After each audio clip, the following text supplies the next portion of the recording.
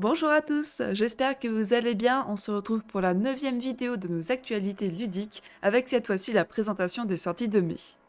Dans Museum Suspect, le tibia du T-Rex a été dérobé dans le musée d'histoire naturelle. Une fois l'alarme enclenchée, les portes du musée se sont refermées. À nous, détectives, d'utiliser les différents indices à notre disposition pour résoudre l'enquête. Chaque joueur s'empare d'un jeton enquêteur, des jetons enquête correspondant à sa couleur, d'un carnet et d'un crayon. À notre tour, on consulte une carte indice en nous assurant au préalable de pouvoir la payer si un jeton a déjà été posé. On reporte cet indice dans notre carnet d'enquête, il innocente tous les suspects concernés. Dans Museum Suspect, plusieurs scénarios sont possibles. Le ou la coupable est encore dans le musée, les coupables sont encore dans le musée ou le coupable a réussi à s'enfuir. Il va falloir miser un maximum de points sur le bon scénario final pour l'emporter. Les détectives jouent ainsi à tour de rôle pendant 6 tours, jusqu'à ce que tous les jetons d'investigation aient été joués. À la fin de la partie, nous révélons tous les indices et innocentons les suspects au fur et à mesure. On additionne les mises placées sur la ou les bonnes réponses, celui ou celle qui a le plus de points est désigné vainqueur. Dans le jeu Dungeons, Dice and Danger, nous explorons des donjons profonds et sombres remplis de trésors et infestés de monstres. Nous devons traverser les donjons et combiner nos dés habilement afin d'en explorer chaque recoin et vaincre les monstres qui y vivent. En cours de route, nous ouvrirons des coffres au trésor contenant des capacités spéciales qui nous aideront à traverser les donjons. Dungeons, Dice and Danger propose une difficulté évolutive ainsi qu'un mode solo. Dans Pitch Out 2, le tournoi continue. Nous menons une équipe de 5 pitchers à la victoire. Nous jouons un tour de rôle contre l'un des pions de notre équipe. Dès qu'un pion quitte le terrain de jeu, il est éliminé. Un joueur perd la partie si son capitaine quitte le terrain ou s'il est seul. En plus de la pichenette, chaque pion a un pouvoir d'activation. Un match se joue en 2 tours gagnants. Cette boîte peut se jouer indépendamment de la première boîte Pitch Out, ou alors on peut combiner les 2 boîtes de jeu pour jouer à 3 ou 4 joueurs dans des modes de jeu inédits. Level 10 est un jeu coopératif à communication limitée qui met les joueurs au défi d'amener un héros de jeu vidéo jusqu'à la fin de la partie. Nous devons travailler en équipe pour placer les 40 cartes monde à la suite en respectant les univers et la numérotation des cartes. Notre main est secrète, nous ne pouvons communiquer d'informations à son sujet à nos coéquipiers.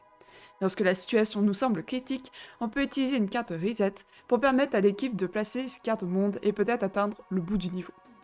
Captain's War est un roll on write dans lequel des capitaines pirates s'affrontent pour devenir une légende vivante des 7 mers. Le jeu repose sur 3 piliers principaux. Tout d'abord, on lance les dés, on écarte un dé et on laisse tout le monde choisir 2 résultats à rapporter sur sa feuille personnelle. Ensuite, on va devoir bien choisir les cases à cocher sur notre feuille. Nous allons pouvoir récupérer des ressources pour débloquer des trésors, acquérir des pièces pour recruter des membres d'équipage ou encore sillonner les mers à la recherche d'objets précieux. Enfin, à chaque fin de tour, nous avons l'opportunité d'attaquer l'un des navires adverses. Nous misons nos pirates secrètement, puis comparons le résultat. Celui qui a le plus de force remporte l'affrontement et peut piller les ressources ennemies.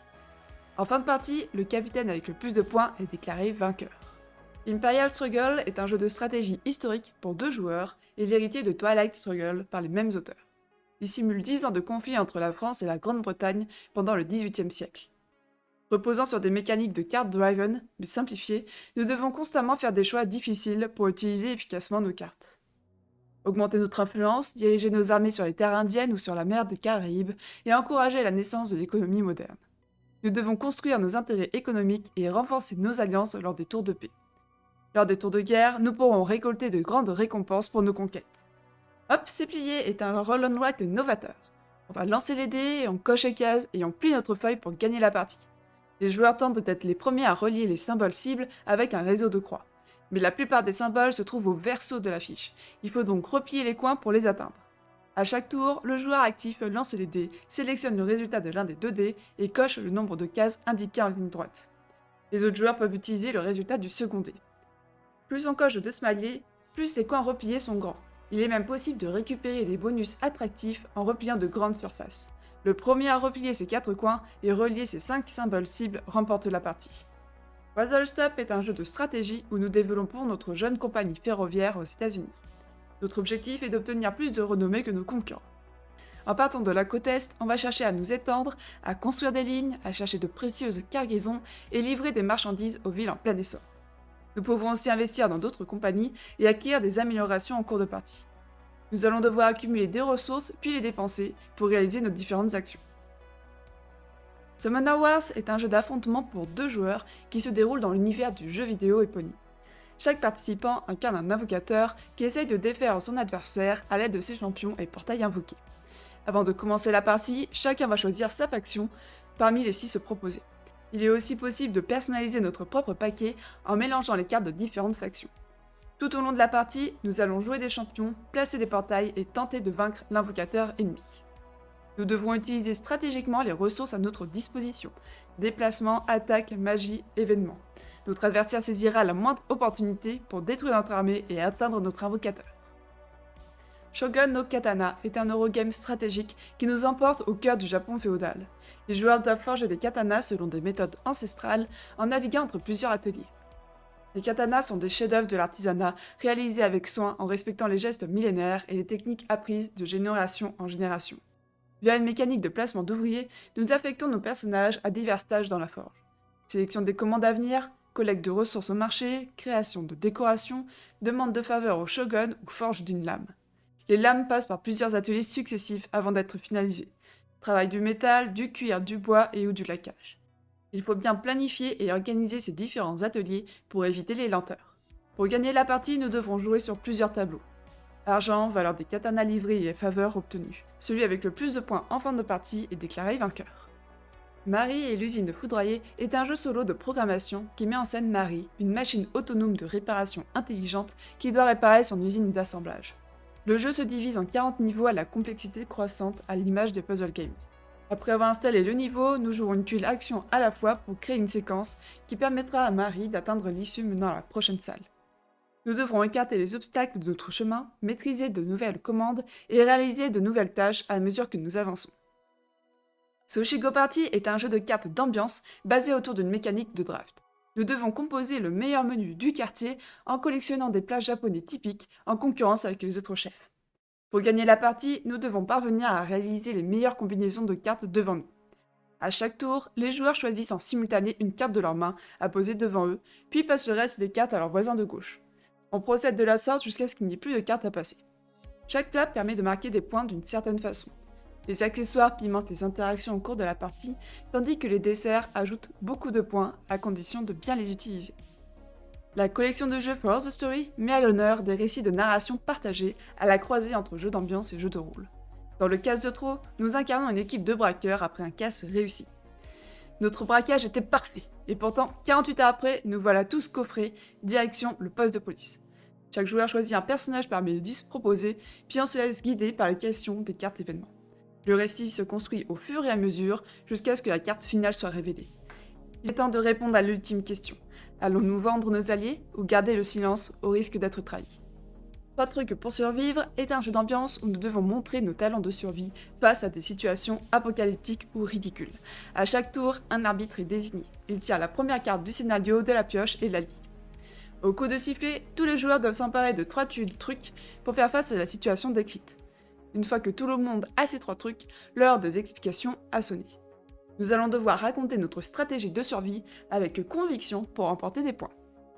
The Thing est un jeu d'identité secrète dans lequel les humains tentent de survivre à l'assimilation d'un alien qui se cache sous les traits de l'un des membres de l'expédition.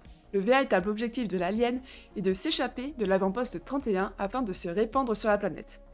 Les joueurs humains vont de leur côté essayer de survivre à l'infection, maintenir les fonctions vitales de la base et traquer l'alien. Les joueurs jouent tous une action sous l'égide du leader. Ils peuvent mentir sur leurs intentions. Il va falloir faire bien attention aux agissements de chacun pour trouver l'alien. Les joueurs vont avoir droit à plusieurs actions, ils peuvent échanger des armes, des objets et bien sûr s'accuser entre eux. Pour gagner la partie, les humains doivent parvenir à s'échapper en hélicoptère, par le chasse-neige ou l'équipe de secours. L'alien gagne s'il réussit à s'échapper incognito avec les humains ou à assimiler l'ensemble des joueurs.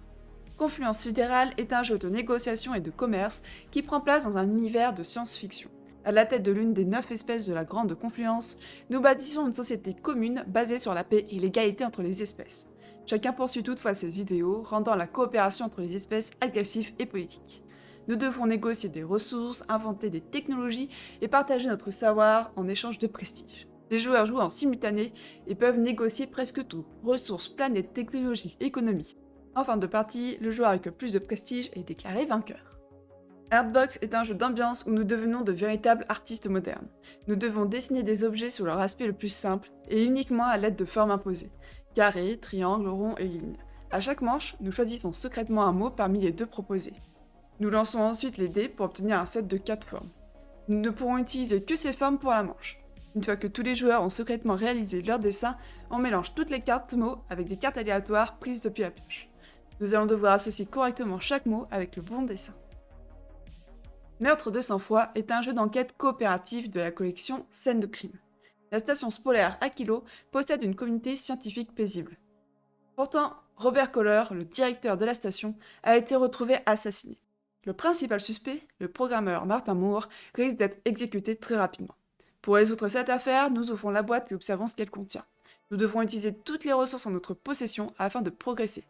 On va naviguer sur internet en quête de réponses, étudier les articles de journaux et utiliser le détecteur de mensonges.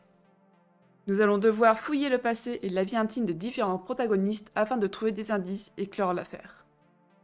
L'île des chats Explore and Draw est un flip and write dans lequel les joueurs doivent sauver un maximum de chats d'une île avant l'arrivée du maléfique Lord Vesh.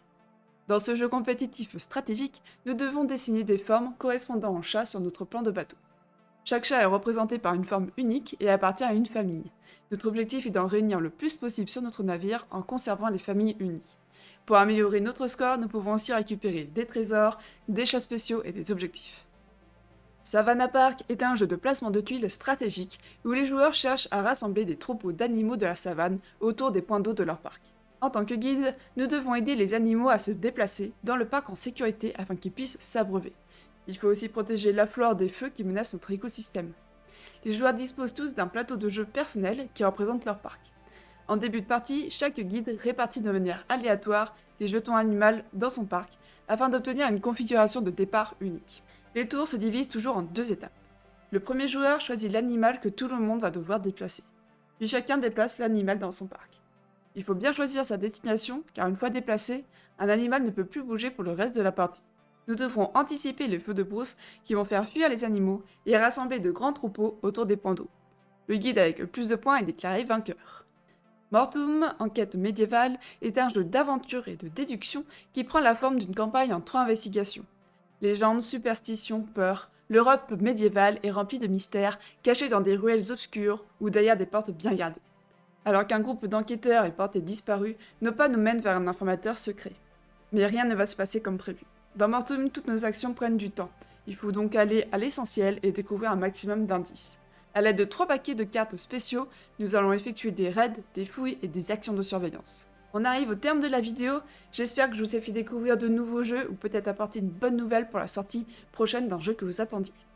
Je vous affiche à l'écran une sélection d'extensions prévues ce mois-ci, comme pour Talisman ou Vampire Rivals.